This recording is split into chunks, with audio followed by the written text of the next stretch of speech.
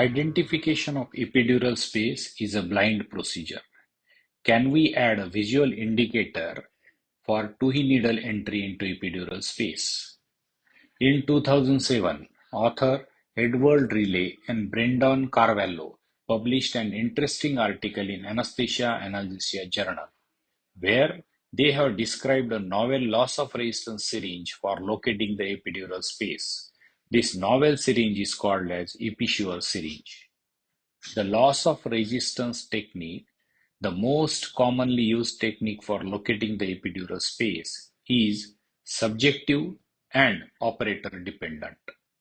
Authors have modified the Portex loss of resistance syringe so that intrasyringe pressure during the needle placement is provided by compression spring, not by the operator's thumb.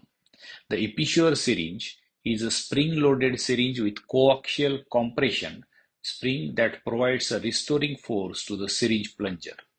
The aim of the syringe design is to provide a more objective sign that the epidural space has been entered compared with the traditional subjective operator-dependent loss of resistance techniques.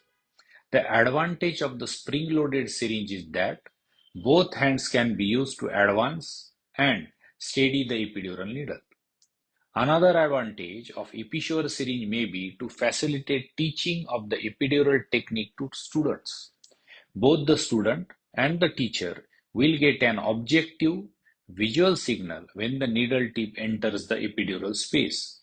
The spring-loaded syringe may assist attending physicians in more closely supervising residents doing an essentially blind subjective procedure. Unfortunately, the Episure syringe is not available in India, and we are missing the opportunity to use this novel device for identification of epidural space. Dr. Balaji Asegaonkar has explained an alternate to Episure syringe. This is an Indian Jugaad. Let's see his idea for similar objective visual indicator for successful epidural space identification. Under strict aseptic precautions, the patient's back is prepared using 10% betadine followed by sterilium to ensure optimal sterility. Sterile drapes are placed to maintain a clean field. Local anesthesia is administered using a 26 gauge 1.5-inch needle with 3 to 5 ml of 2% lignocaine infiltrated at the intended puncture site. The entry point for the epidural needle is marked using a needle cap, providing a clear reference for needle insertion.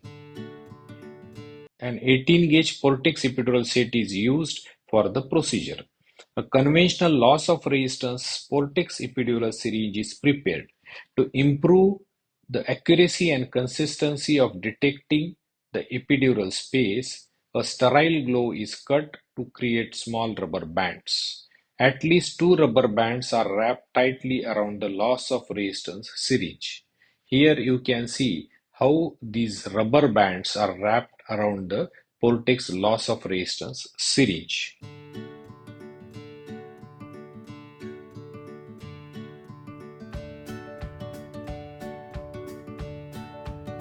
The next step involves inserting the epidural needle at the marked entry point. The needle is advanced 1 to 2 cm into the skin at the chosen intervertebral space. Once in position, the stellate is removed and the loss of resistance syringe is filled with normal saline. Once the syringe is filled with the normal saline, then the rubber bands are carefully stretched and applied to the piston to maintain a consistent pressure. Special attention is needed while connecting the loss of resistance syringe to the epidural needle, as this step can be tricky and some saline may spill if not handled carefully.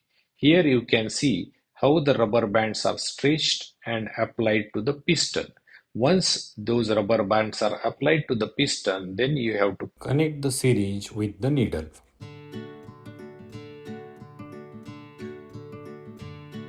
With the syringe securely attached, the epidural needle is slowly advanced into the intervertebral space using both hands. Controlled and steady movements are essential to navigate towards the epidural space accurately. As the needle enters the epidural space, the piston of the syringe moves forward due to the sudden loss of resistance, confirming the successful placement.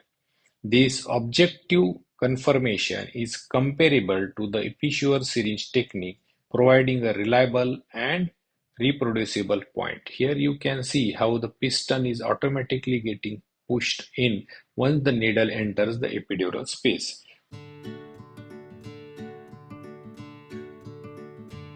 Once the epidural space is identified, the epidural catheter is carefully inserted to the desired length, ensuring smooth passage without resistance.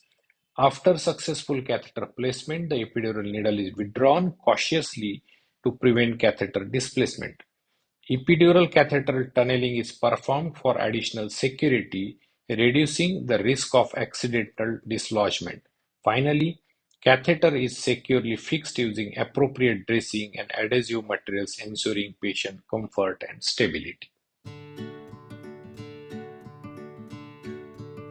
In this video, you have seen the alternative to the Episure epidural needle. Did you like the idea? What's your view regarding this Indian Jugaad? Please do share your views in the comment box. Thank you so much.